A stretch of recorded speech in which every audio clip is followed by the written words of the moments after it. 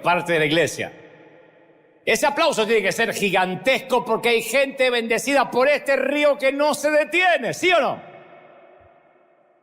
Muy bien. Hace algunos años atrás, no tanto, hace algunos años atrás, en determinado país me invitaron a un congreso de líderes, a un congreso de personas que ya están involucradas sirviendo al Señor de alguna u otra manera. Y esa mañana pedí algo inusual, no solía hacerlo, pero repartimos unas pequeñas tarjetas y pedí que anotaran en esa tarjeta alguna historia íntima de dolor o algún tema de sufrimiento, algún sufrimiento crónico, algo que los estuviera realmente preocupando. Y se suponía que al ser líderes no había mucho para contar. O sea, no como si estuvieses al aire libre, en una reunión donde la mayoría no conoce al Señor. Pero todo lo que leí aquella mañana, aquella vez, todavía resuena en mi mente, ¿no?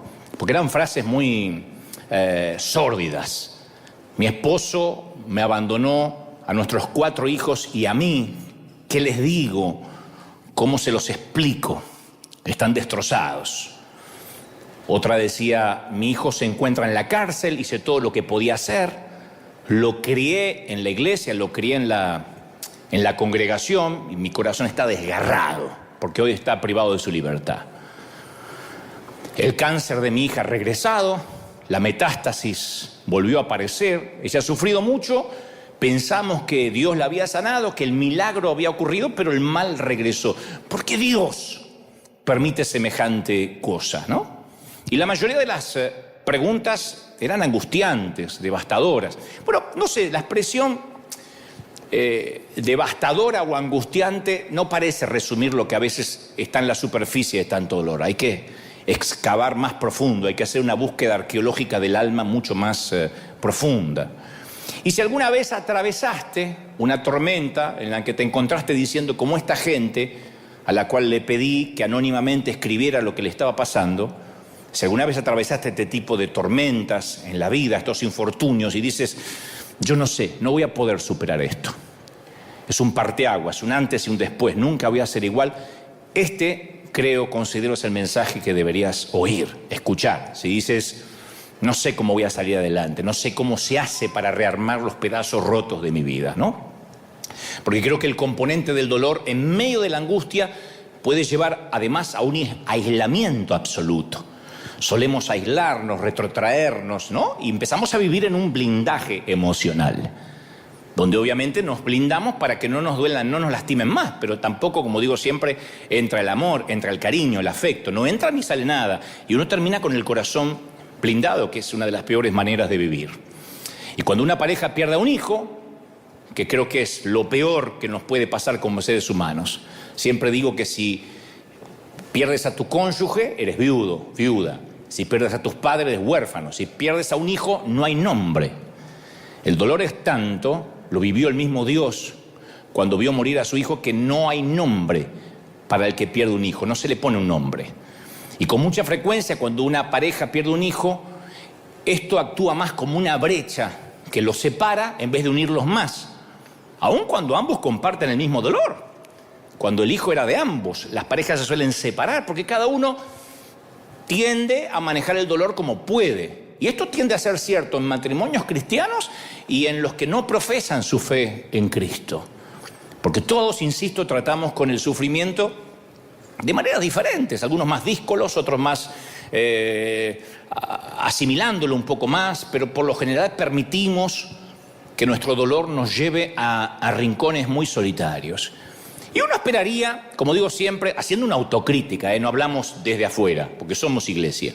Uno esperaría que la comunidad de fe entendiera y honrara la angustia y al dolor más que en cualquier otro sitio. Aquí es donde más deberíamos honrar a la angustia. Sin embargo, en este peregrinar cristiano, en estos años, yo he hablado con muchísima gente que dentro de la iglesia ha vivido una experiencia muy diferente. En la mayoría de los casos, la iglesia no tiene o no tenemos mucha idea de cómo manejar el dolor profundo de la gente, cómo manejar la angustia. No hace mucho yo conocí a una mujer que había perdido a su hijo adolescente casi, 18, 19 años, saliendo de la adolescencia, en un accidente de tránsito. Y unos meses después les contó a algunas damas de la iglesia que algunas mañanas no podía soportar tanto dolor. Y se preguntaba más de una vez cómo iba a sobrevivir. Y la supuesta amiga, o la que se consideraba amiga, le dijo: tienes que confesar, todo lo puedo en Cristo que me fortalece, y salir adelante. Ya está, abandona el luto. Claro, la mamá afligida, con un dolor que no se va nunca, porque uno puede mitigarlo un poco, pero no se va. No creo que uno pierda un hijo y en 10 años dice: bueno, tengo otros. Yo creo que la mamá que arriesgó y expresó su dolor, en lugar de que la oyeran, le dieran el espacio, la gracia para sanar, la callaron dándole un versículo que ella no había cumplido, que se estaba quejando, por lo tanto no estaba obedeciendo la Biblia cuando dice: todo lo puedo en Cristo que me fortalece. O sea, la implicación era que si no eres fuerte, entonces no estás confiando en Cristo. Y eso es muy triste para aquel que pasa un dolor, una angustia, porque Dios no nos da su palabra para que nosotros la usemos como un arma contra los hermanos, o como una tarjeta que podemos meter en el buzón de alguien manteniendo distancia y ahí está el versículo y arreglate, ¿no? La Biblia es un arma, sí, pero ese arma es contra nuestro enemigo, no contra quienes amamos o los hermanos. Y la Biblia está destinada a animar, no a dar respuestas fáciles en medio de un dolor verdadero, en medio del luto. Lo que menos uno quiere, y esto va a incomodar la teología de alguien que está mirando, lo que uno menos quiere es un versículo bíblico cuando uno está pasando una crisis. Y ustedes dicen: ¿pero cómo? Si la Biblia es para eso. Sí, pero no a modo de galletita de la fortuna. No es como ir a Panda y a ver qué me sale. Y no, porque a uno le duele. Y el solo hecho de que algo sea verdad no quiere decir que tenemos que expresar siempre la verdad en toda circunstancia. Yo recuerdo siempre que poco después de su arresto, Jesús le dijo a los discípulos en Juan 16:12: muchas cosas me quedan por decirles, pero por ahora ustedes no la pueden soportar. No están listos para esta conversación. Necesitaban oír ciertas verdades, pero oírlas en ese momento les habría quebrado el alma, habría quebrantado su espíritu. Entonces hay cosas que sí son verdad, pero uno puede andar por la vida al que le está doliendo, diciéndole: esto dice la Biblia y si no lo haces estás en pecado, porque encima le sumamos culpa a aquel que tiene dolor. No era el momento para que los discípulos tuvieran más información. Creo que no hay nada peor que nos lancen versículos o desde un estrado nos quieran enseñar a vivir cuando uno está herido, cómo uno va a asimilarse apenas logra mantenerse en pie. Estoy hablando de cosas que, esos infortunios, esas tragedias que cambian tu vida y la convierten en un infierno de la noche a la mañana. Y yo no sé por qué tenemos la tendencia de hacer eso. Digo, de querer arreglar a quienes sufren, de querer remendarlos, de querer poner un apósito y que todo se termine. ¿Por qué creemos que el sufrimiento es una vergüenza? ¿Por qué sufrir está mal? Por algo tenemos los lacrimales en los ojos, para que se vea que estamos llorando, ¿no? Podríamos llorar por otra parte sin que se vea. Pero no sé, yo creo que nos sentimos, me parece a mí, ineficaces en nuestra fe si no hacemos que el dolor desaparezca en el otro, como que sentimos que no estamos haciendo bien porque el otro todavía está sufriendo. ¿Pensaremos que la bondad de Dios o que el poder de Dios se menoscaban cuando uno de sus hijos anda por ahí cojeando herido, que Dios perdió el poder? Pues la mayoría, cuando enfrentamos el sufrimiento, tenemos un montón de dudas respecto a las cosas básicas que creemos. Se nos mueven las convicciones. Estás orando para que tu padre se sane y tu padre parte con el Señor, como me pasó a mí. Yo sé que tenía 90 y pico de años, que se le juntó todo, más el COVID, pero uno así tiene preguntas, Señor, y era el tiempo. Uno se lo va a preguntar aunque tu abuelita se muera a los 122. Ay, tan joven, vamos a decir. Es que después del dolor llega el interrogante, la duda casi como un acto reflejo, ¿no? Un montón de gente pregunta: ¿y por qué? Si Dios existe, ¿por qué? El sufrimiento nos lleva a cuestionar las creencias más básicas acerca de Dios. ¿Cómo permite una cosa tan espantosa si Dios existe? Y más cuando están involucrados niños, chiquititos. Cuando golpean nos podemos dejar de preguntarnos qué es lo que Dios está tratando de decirnos, qué me quiere decir Dios, qué lección me quiere dar por esta repentina muerte de un ser querido, ¿no? ¿Hay algún mensaje que Dios me quiera dar? Y yo he escuchado frases, lo he dicho en otro mensaje durante la pandemia, en el mensaje titulado Algo habrás hecho.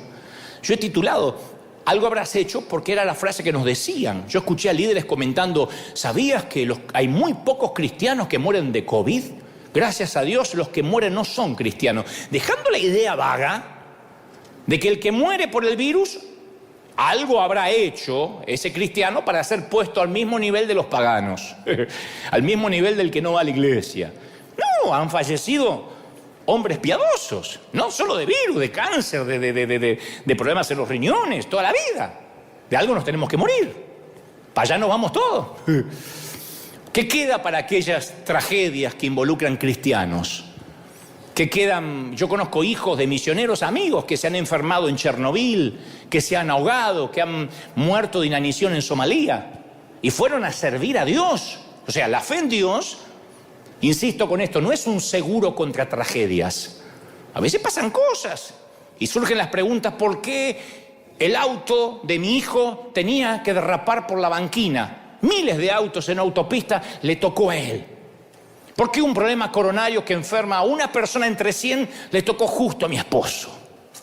¿Por qué mi padre tuvo que ser una de las tantas víctimas del COVID? Bueno, una persona que va a mucha velocidad coquetea con la tragedia en el tránsito. Una persona que vive ingiriendo comida chatarra posiblemente corre riesgo de colesterol y se le tapen las arterias. Alguien expuesto al contagio de una pandemia puede contraer el virus.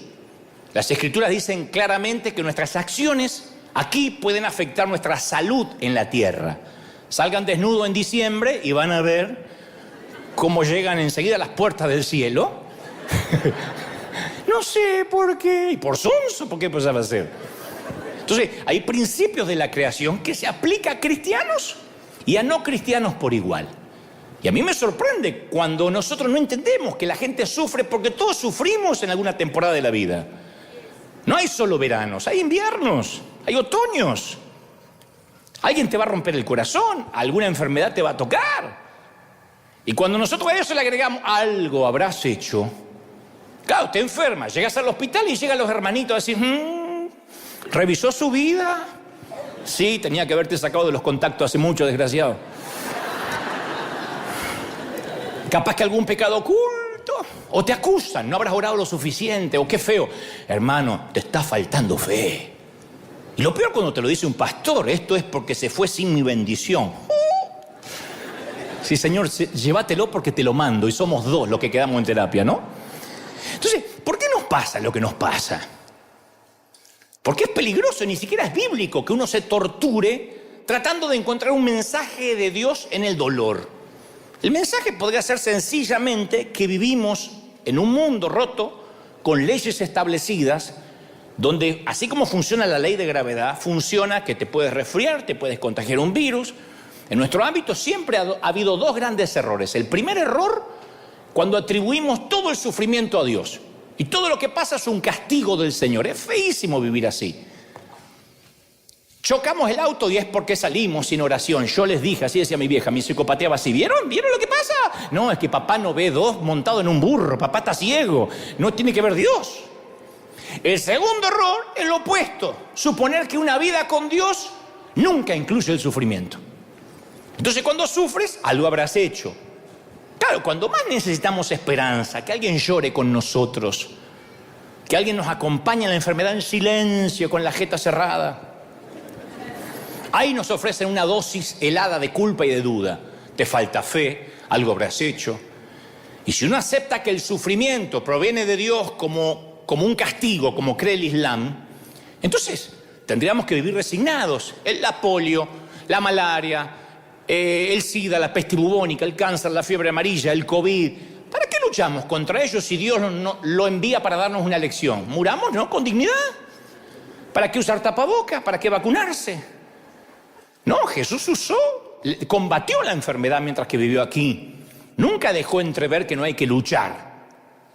Cuando nuestros hijos se enferman, oramos para que se sanen. Los cristianos más que nadie tenemos el derecho, ¿qué digo el derecho? La obligación de luchar contra el sufrimiento humano. Pero bueno, algunos piensan, no, eso lo mandó Dios. Y otra parte de la iglesia cree El segundo gran error, creen que la vida con Dios no incluye sufrimiento. Y ahí es cuando se frustra la gente. Porque cuando se enferman, cuando ocurre un divorcio, cuando hay una quiebra financiera, sienten que el trato unilateral, porque Dios no lo firmó, fue quebrantado. Dios no juega limpio, ¿cómo Dios me hace así? Si yo nunca me dejé de congregar. Yo hasta besé a mi suegra un par de veces, le di un beso en la mejilla. ¿Cómo es que me pasa esto? Claro, viste que la mayoría cree tener un acuerdo contractual con Dios. Yo prometo ser buena persona, prometo ser decente, prometo ser fiel. A cambio, Dios va a salvar a mi hijo, Dios va a sanar a mi esposa, Dios me va a conservar el trabajo. Y claro, cuando Dios no satisface las expectativas, porque la vida es así. Yo no soy un predicador que te va a decir, no, todo va a estar bien, créelo, creo. Sí, creemos, confesamos, pero la vida no es un juego de niños, no es un patio de juegos. Y cuando la vida nos pasa, cuando algún infortunio nos pasa, quedamos girando en un torbellino de preguntas, de dudas. Insisto, Dios no trazó líneas. Dios no ha hecho tratos en esta tierra, de este lado del sol. Lo que pasa es que los predicadores por año nos han dicho, te va a ir bien, vas a prosperar, vas a tener el auto del año. No. En la vida todos en algún momento van a necesitar lentes. Ustedes antes que yo, una cuestión lógica. Yo porque antes muerto, que sencillo, voy a estar así, pero que le bendiga. Huesos que se pueden fracturar, dientes que hay que reemplazar. Hay un momento que hay que cambiar el comedor y eso no te lo hace el Lighthouse.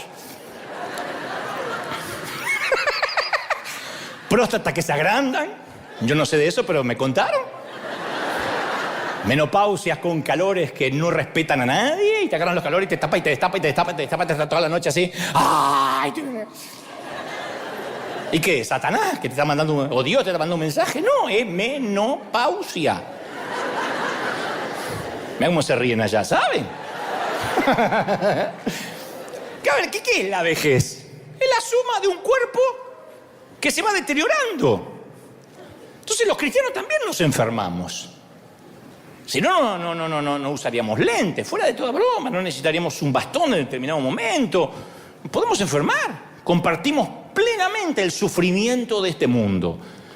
Pero el énfasis moderno de la sanidad milagrosa, que Dios quiere sanar a todo el mundo, claro, hace que los que no son sanados, aquí tenemos gente en silla de ruedas, gente con ciertas capacidades distintas, y nosotros no podemos decir a ellos les falta fe, porque se van a ir a la casa como que les faltó algo, como que Dios no los ama tanto.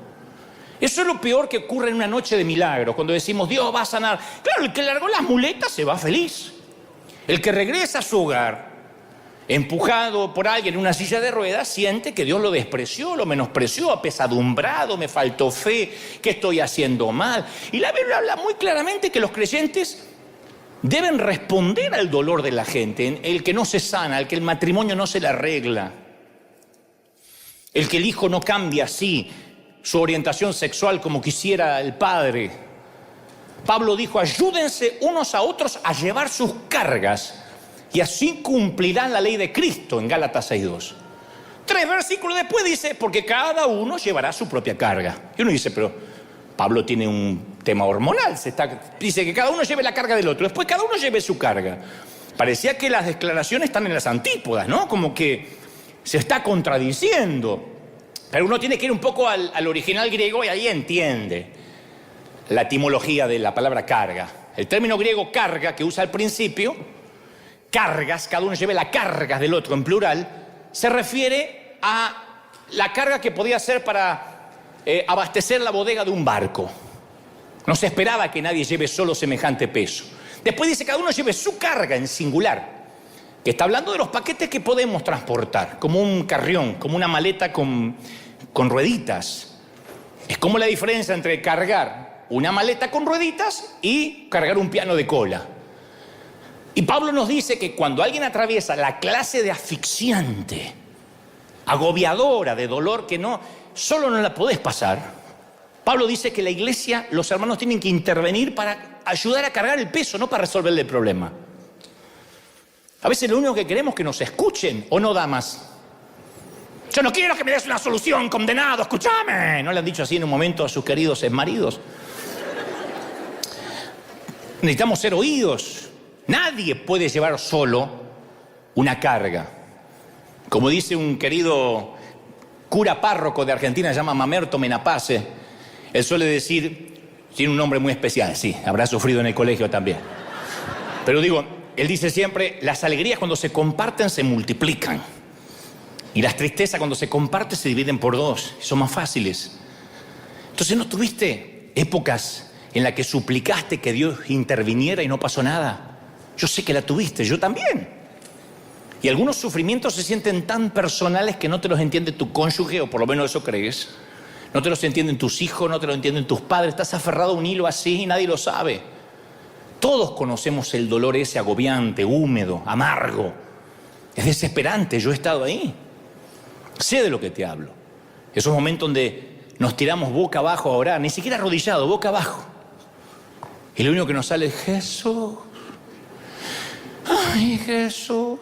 Y ahí tenemos un poquito de paz. No sabíamos que Jesús vivía tan cerca del piso, ¿no? Pero ahí tenemos un poquito de paz. Y de esto es lo que quiero hablar durante los próximos minutos.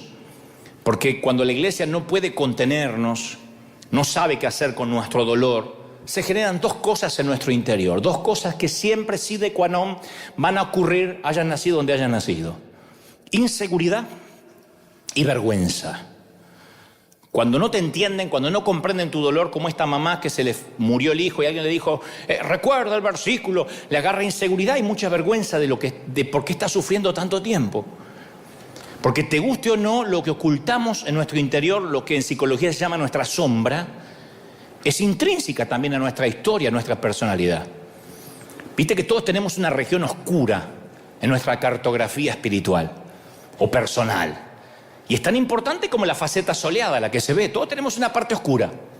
Me miran como diciendo, ay, yo no sé. Y este no es el problema. Todos tenemos una parte que no queremos que salga. El problema es cuando la queremos eludir, cuando queremos simular de que no está. Porque nuestros mayores adversarios son los que viven en nuestro interior y hay que enfrentarlos. Es lo que en psicología se llaman nuestros propios demonios internos.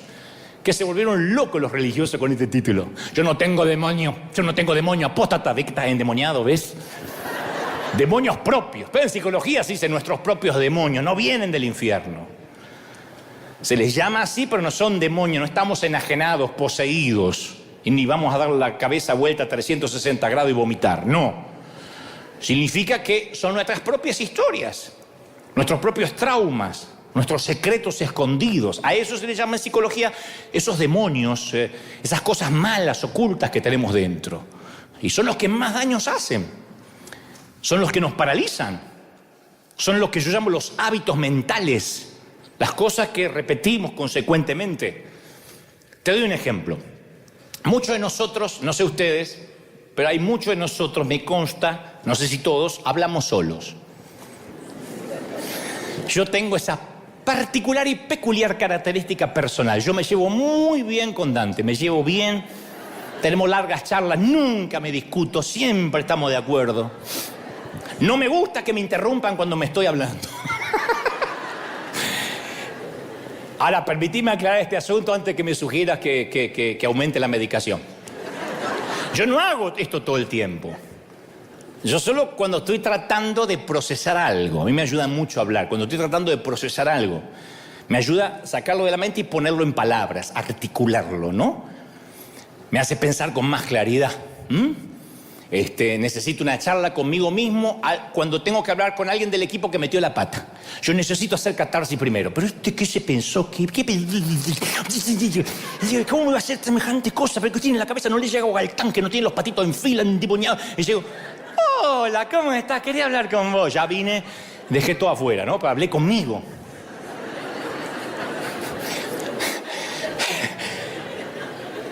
Cuando me equivoco también me dedico un buen regaño. Hace poco estábamos en una grabación.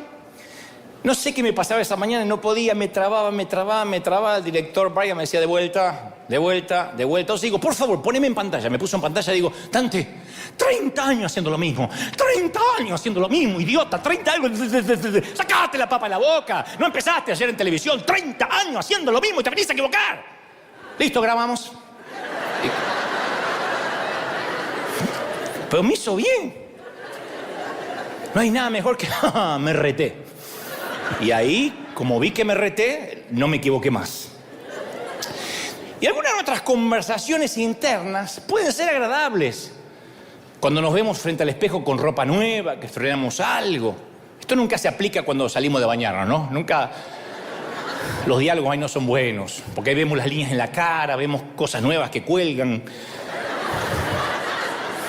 Los puntos de sutura en el vientre, algunas estrías, celulitis, ¿no? La ley de gravedad. La ley de gravedad no perdona. Pero también sé que algunos de esos monólogos internos pueden ser devastadores, fuera de broma, cuando uno está sufriendo. Desde lo sencillo, ay, ¿por qué comí eso? ¿Por qué comí eso? Yo sabía. Es que esta me pone la pizza ahí adelante. Tenía que haber comido menos, burrito. Comí 14, tenía que haber comido menos. Estoy gordísima. Ay, no me puedo poner esto, me veo ridícula. Parezco un burrito que se está reventando por abajo.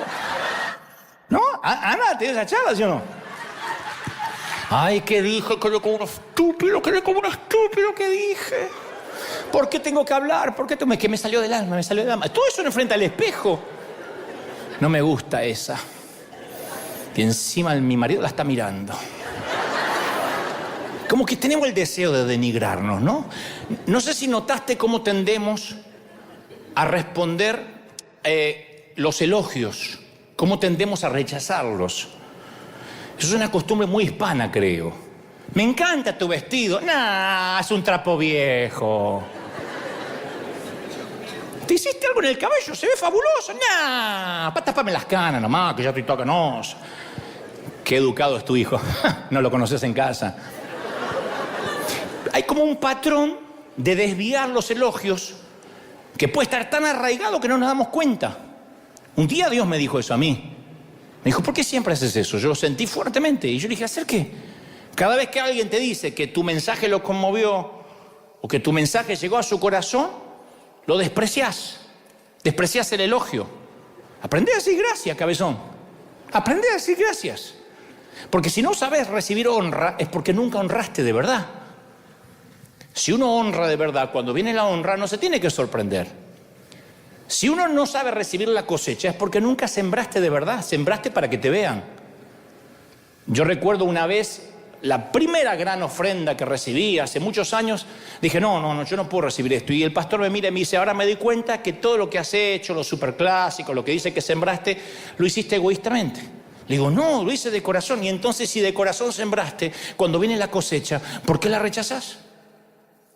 La gente que dice, ya sos linda, no, soy fea. ¿Tenés lindo el cuerpo? No, ve que una vaca. Está bien, vaca, no te digo más nada. Se acaban los elogios. Y a mí siempre me resultó muy difícil aceptar palabras que me afirmen. No sé por qué. Capaz que algo de eso proviene, estos son lo que yo digo los demonios internos, de una cultura evangélica en la que yo fui criado, que los elogios eran como un veneno leve. Se te podía subir a la cabeza.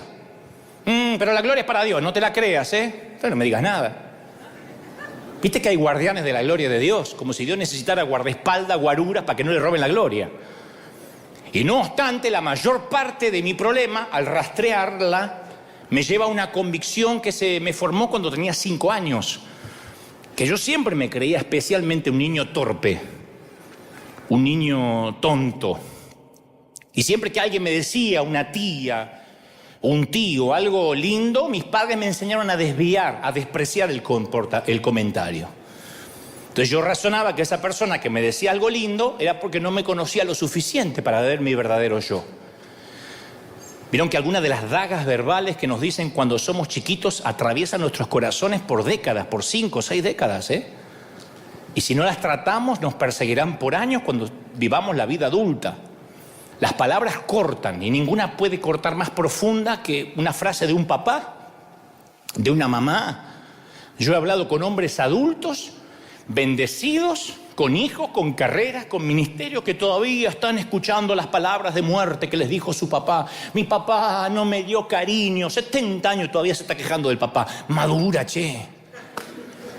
Pero esas cosas, de algún modo las comprendo porque nos marcan. Yo conozco una dama que es una gran conferencista. Todos la consideran sofisticada, elegante, interesante. Y ella suele contar que carga con palabras de su padre cuando era chiquita. El papá le dijo: no me saliste linda, pero me saliste muy inteligente. ¿Cómo hace sentir eso a una mujer? En una cultura que le da tanto valor a la imagen. Es como que le hubiese dicho: es mejor que seas buena en lo que haces porque es lo único que tienes para ofrecer. Entonces la infancia nos siembra muchas minas emocionales que cuando somos adultos en un momento detonan. Hay momentos de la infancia que nos dejan con una leve cojera, pero otros se sienten tan devastadores que nos dejan lisiados del alma. Y las voces, a veces más fuertes, ocultan los espíritus más destrozados. ¿Conocés gente que se ríe todo el tiempo, que te dice: hola, ¿cómo estás? ¡Qué bendición! ¡Está lloviendo! Es un espíritu destrozado, amputado, que quiere disfrazarlo con risa. No es que reír esté mal, pero hay gente que se ríe en momentos inoportunos. Los individuos más gritones, más díscolos, suelen ser los más asustados. Los más tranquilos también tienen mucho para decir, pero no dejan de oír esa voz del padre, del pastor, del maestro que le dijo: cállate la boca. Y a mí me gustaría que fuera diferente en la iglesia, pero no. En la iglesia parece algo habrás hecho cuando uno sufre. Y ahí uno se siente inseguro, avergonzado. ¿Y sabés por qué la inseguridad y la vergüenza son tan difíciles de erradicar? De quitárnoslas de encima. Porque la seguridad fue lo primero que cayó en el jardín del Edén. Y la vergüenza fue lo primero que apareció por consecuencia. La inseguridad le abrió la puerta a la vergüenza. Adán y Eva se escondieron antes de estar avergonzados, sintiéndose inseguros. Y nosotros, años después, heredamos esa maldición edénica, porque vivimos todo el tiempo escuchando un montón de voces que nos dicen cómo lucir, qué tipo de ropa usar, cómo deberíamos criar a los hijos, dónde vivir, cómo ser un buen cristiano. No, tus hijos no tienen que sacar las mejores notas del colegio para que te sientas una buena madre. Yo no tengo que poner un versículo en cada post que pongo, cada cosa que posteo para ser más espiritual, o quedarme callado y no responderle a ningún fariseo para demostrar humildad. Pablo declaró en Romanos 5 que incluso antes de que conociéramos el amor de Dios, Cristo murió por nosotros. O sea, somos justificados ante Dios no porque sigamos una lista de las 20 cosas para convertirte en una buena persona o en un buen cristiano, sino la sangre de Cristo que lo hizo todo. Ya eres digno por Él. Alguien tiene que decir amén, ¿sí o no? ¿Parece simple? Sí. Es simple. Ah, sí, ya lo sé. Ahora, ¿quién de acá esta mañana se levantó y su primer pensamiento fue: ¡ay, qué lindo día va a ser hoy! Porque Cristo murió por mí en la cruz y el Señor ya me perdonó. No suele ser nuestro primer pensamiento. Si eres como yo, no es lo primero que piensas. Y cuando tuviste después un pésimo día, le gritaste a tus hijos, perdiste los estribos, llamaste a tu esposo con un nombre que no figura en el Nuevo Testamento. Tu último pensamiento tampoco es: bueno, me equivoqué, pero gracias a Dios que su amor no se basa en mi comportamiento. No, siempre vivimos con la culpa. Y continuamente nos autosaboteamos, continuamente estamos autosaboteándonos.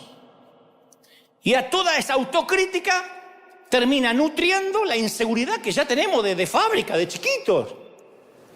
Porque la mayoría tuvimos más o menos la misma crianza, por lo menos los de mi generación, los que tenemos 30 y pico. Y esto aplica a mi vida. Hace algunos años yo podía hablarle a un estadio, literalmente, de 80.000, 90.000 personas, que uno dice: uy, si yo llego a ver eso, me siento el tapón del océano. No, yo le predicaba a 80.000 personas y a todos les gustaba porque estaban ahí para oírme.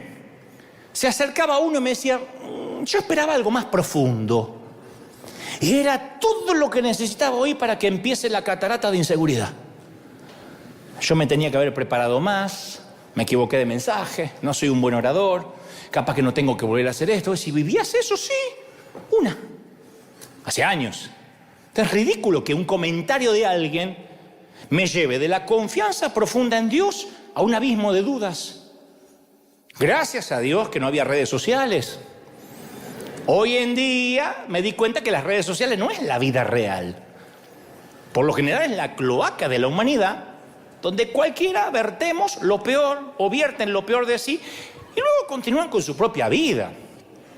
Yo escuchaba hace poco un orador que decía: todos los que opinan qué deberías hacer, cómo deberías criar tus hijos, con quién te deberías casar, pregúntale si cuando te mueres están dispuestos a enterrarse contigo.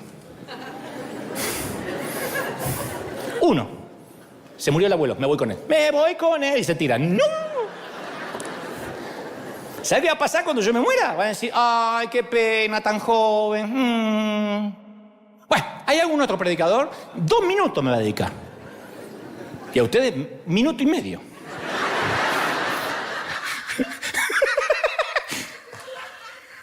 Pero claro, un comentario a veces poco amable de una mamá a otra puede hacer que la más confiada de las madres se sienta un fracaso como madre. En la puerta del colegio, una de esas viene y le dice: tu hijo estaba mal en matemáticas, ¿no? Una crítica sobre tu apariencia puede hacer que no quieras salir de casa hasta que bajes esos kilos, esas libras. No salgo más. No salgo más. Me encierro en la habitación, pásame por abajo una lechuga.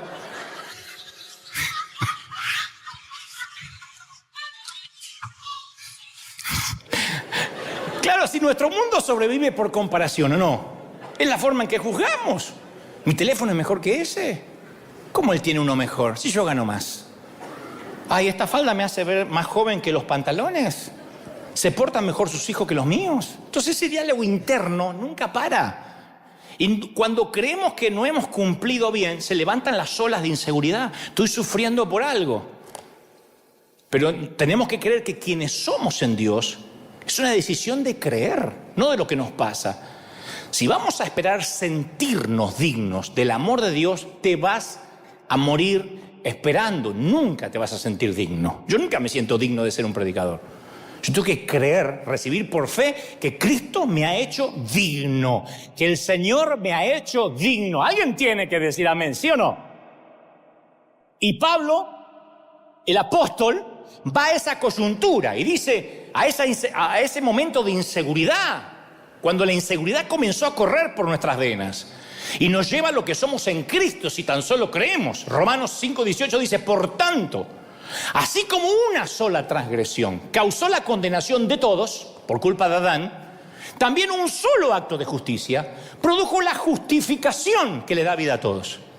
Porque así como por la obediencia de uno, muchos creyeron en Cristo, otros por la desobediencia fueron constituidos pecadores, pero el Señor los hizo justos. O sea, no hay manera de que, no tiene que entrar en la cabeza. ¿Se animarían a decirle al de la derecha y de la izquierda: no haces nada por ser salvo? Díselo: no haces nada, cabezón, no hay nada que puedas hacer para ser salvo. El cabezón tiene que estar aunque no lo conozca. Cabezón, no hay nada que puedas hacer. El Señor dice: no se trata de ti, se trata de mí. Tú me vas a fallar, yo no te voy a fallar. Tú te vas a caer, te vas a levantar, te vas a caer. Yo siempre voy a estar ahí. ¿Cómo te ama el Señor? Entonces, hay que cambiar la inseguridad por la confianza.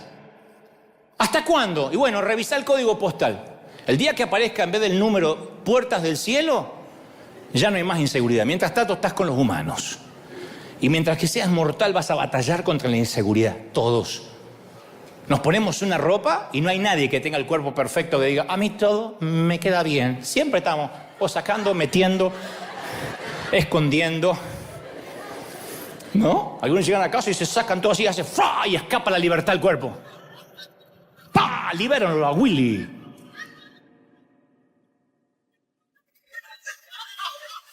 Y está bien. ¿Y qué hace la inseguridad? Hace que otros te manipulen. Compras algo que no necesitas con dinero que no tienes porque los demás lo están comprando. Cambias el teléfono porque todo el mundo lo está cambiando. Terminas hablando, vistiendo, diciendo lo que otros hacen, que es el principal demonio enquistado en las iglesias. Todos hablan igual. Dios le bendiga, hermano, que la paz del Cordero Inmaculado lo redima de la concupiscencia de la carne. Ay, gracias, hermano, hasta aquí estoy en bendición. Parecemos androide hablando. Viene el de afuera y dice: ¿Qué cuerno están diciendo esto? Ay, usted no entiende porque usted está en la carne. Peor. Y cuando alguien intenta ser diferente, lo tildamos de apóstata. ¿Qué hace la inseguridad? Impide que seamos auténticos. Yo me acuerdo estar en un sitio, no voy a decir mucho porque estamos saliendo al mundo, pero era un lugar, no voy a decir qué, porque si no se van a dar cuenta, donde todos los predicadores estaban ahí, pero todos hablaban mal en un momento. No, que acá no quiero estar, que vengo porque lo necesito, pero acá no quiero estar. Y yo le digo, ¿por qué no se van? Yo me voy a mandar a mudar, yo tampoco me siento cómodo. No, sí, un día nos vamos a ir, un día nos vamos a ir de acá, un día de esto. Ahora porque me viene bien, pero un día de esto me voy a ir de acá. Terminé yéndome yo solo. Nadie se fue, el resto sigue yendo, sonríe y hablando por detrás. ¿Por qué? Por la inseguridad. A ver si me voy de acá y la gente me deja de querer. A ver si no pertenezco. La inseguridad evita que ames profundamente porque la inseguridad no te permite ninguna relación significativa, no amas de verdad. ¿Cómo va a amar a alguien inseguro? No te amas a vos mismo, vas a amar al otro. Y lo que es peor, no puedes cumplir lo que Dios te manda. Yo muchas veces antes de predicar, de jovencito, salía y lo peor que me podían decir es, hay un montón de pastores. Había congresos donde estaban los otros oradores ahí escuchándome. Yo decía, ¿quién va a estar? ¿Quién va a estar? Y los que están en el flyer, en el afiche. ¿Pero esos van a estar hoy? Sí. Yo prefería predicar primero, temprano, cuando todo esto estaban durmiendo. Porque cuando se me sentaban ahí, yo me sentía el pequeño Dante de 5 años aferrado a la blusa de mamá. Yo sentía que todos hablaban de mí a mis espaldas. Y ni te cuento si estaba predicando y un predicador le decía al otro, porque no hacen como los futbolistas.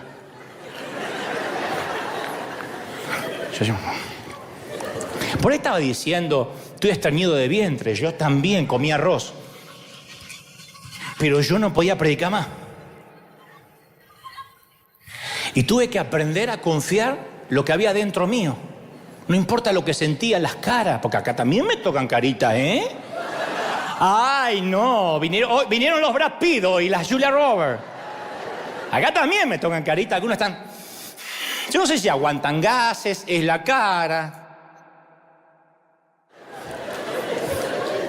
Y yo tuve que sanarme. Digo, bueno, ¿lo haré mal a veces? Sí. ¿Me criticarán? ¿Me malinterpretarán? Sí, no me puedo hacer cargo de lo que la gente interpreta.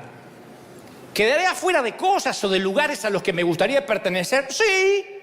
Pero me voy a mantener en pie y cuando la inseguridad asome la cabeza, porque va a asomarse en tu vida y en la mía, voy a decir, quizá tú no me quieras, quizá tú no me valores, tal vez no quieras estar a mi lado, pero Dios me ama tal cual como soy, me ha hecho libre y me ha hecho una criatura nueva. ¿Sí o no? Recuerda este versículo para memorizarlo, Juan 15:15. Los he llamado amigos, porque el siervo no sabe lo que hace su Señor. Los he llamado amigos porque todas las cosas que oí de mi Padre se las he dado a conocer. Y esto es lo que quiero que memorices. Ustedes no me escogieron a mí, yo los escogí a ustedes. Nunca te olvides, no escogiste a Jesús, Él te buscó. Él te escogió. Alguien tiene que decir amén. Aunque los evangelistas decimos esa falacia, dale una oportunidad a Jesús. Nosotros no le dimos una oportunidad a Jesús, Él nos dio una oportunidad a nosotros. Y cuando venza la inseguridad, ¿qué aparece? El otro demonio interno, la vergüenza. Porque uno dice, bueno, ya estoy bastante seguro. Pero ahí uno empieza a luchar con que no queremos avergonzarnos. Y esto no se trata solo de a ver si la prédica me sale bien. Cuando una jovencita es violada, de chiquita, o de adolescente, o aún de adulta, deja de soñar. Cuando el apóstol príncipe te usa y se va por la próxima conquista, el vestido se vuelve a convertir en harapos.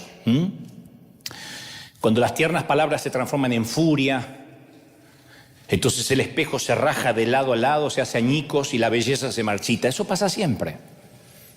El pesado abrigo de la vergüenza reemplaza los vestidos, las joyas, y todo lo brillante se vuelve desgastado cuando te sientes manchado, roto, con vergüenza. Y si el enemigo no puede lograr que seas inseguro, te meterá vergüenza. Es una de las herramientas más poderosas porque se niega a irse. Una vez que la vergüenza se atrinchera en tu corazón y en tu mente, es una intrusa que no va a salir. La vergüenza es mucho más sutil y penetrante que la culpa, ¿eh? Imagina que alguien te acusa de un delito que no cometiste. Te hace pasar por todo el momento vergonzoso de la corte, te arrestan, te desnudan, te revisan de arriba abajo, te encarcelan, te humillan. Logras tener tu día en la corte, el juez dice las palabras esperadas, inocente. ¿Qué hace el juez? Hace desaparecer la culpa. Se borra tu expediente. Los funcionarios de la prisión te devuelven la ropa, tus efectos personales, sale a la luz del día, pero la vergüenza no se va más. Esto me sucedió a mí en una empresa que yo vendía instrumentos musicales, era el gerente, me acusaron de ladrón, yo tenía 21 años. Yo era el gerente de venta más joven y me acusaron de robar. No pudieron probarlo, pero la vergüenza tardó años en irse. Entonces la culpa puede o puede no ser una realidad, pero la vergüenza se siente como una esencia. Es mucho más grande que lo que hiciste, es quién eres. Y te rodea como un perfume barato. No se va. Es muy diferente al bochorno, al momento vergonzoso. Predicaste con un perejil en el diente. En un momento se te voló la dentadura, y la gente que está ahí después se olvida. La vergüenza no. El momento vergonzoso se va con el tiempo, la vergüenza no. Hablo de la vergüenza por sentir que algo anda mal contigo, que eres un producto defectuoso. Vergüenza por mi infancia, que no puedo hablar mucho ni me gusta que me pregunten. Vergüenza por un aborto secreto. Vergüenza por una aventura amorosa. Vergüenza por aquella vez que intenté suicidarme. Vergüenza por mi alcoholismo, por consumir porno. Vergüenza por una violación cuando era niña, vergüenza por lo que hice para causarme un aborto involuntario a las 17 semanas, vergüenza por cómo son mis padres, vergüenza de que conozcan a mis hermanos, vergüenza por cómo se comporta mi cónyuge. En ese congreso que te conté, una de las tarjetitas decía escalofriantemente: yo sé simplemente, Dante, que para todo el mundo sería mucho mejor que yo no hubiese nacido. Y eso incluye mi familia. Y a medida que leía cada tarjetita, yo sentía el peso de la vergüenza, que sus pesados secretos los estaba hundiendo como un ancla al fondo del mar. ¿Cómo esa gente va a salir adelante? Y la vergüenza es el gran aislador, te aísla. Tiene su propio vocabulario, su propia fetidez peculiar, es pútrida. Porque escuchas siempre una voz: alguien te va a ver como realmente eres. Un día te van a descubrir. Yo cuando era más joven me horrorizaba escuchar el teléfono. Tenía siempre, debe ser por la acusación de ladrón que me habían hecho, pero yo tenía siempre ese miedo. El primer timbrazo en mi corazón temblaba. Siempre esperaba como una mala noticia, y la mala noticia era que estaba yo a punto de ser descubierto por alguna cosa. No había hecho nada por lo cual ser descubierto. ¿Pero por qué reaccionaba de este modo? Era algo que arrastraba de la niñez, vergüenza. Yo tenía vergüenza de ponerme short porque mi mamá me decía: naciste con las patas flacas de tero, pero lo importante es que sos exótico, hijo. Sí, un tero exótico. Yo tenía vergüenza de que me salían granos porque teníamos perros, y los perros de nuestro tiempo eran perros marca perro, cruzado con lo que se cruzaba en la calle. Si había una vaca, era un perro vaca. No era como los de ahora que van a la perruquería y se visten mejor que el dueño. No, eran perros que comían la comida que comíamos nosotros. Que hay hueso. Un día el perro quedaba así, con un hueso de pollo, a traer otro perro. Así era en casa. Y tenían pulgas, muchas pulgas. Nuestra mascota no era el perro, esa era la bodega de las pulgas. Nosotros teníamos pulgas.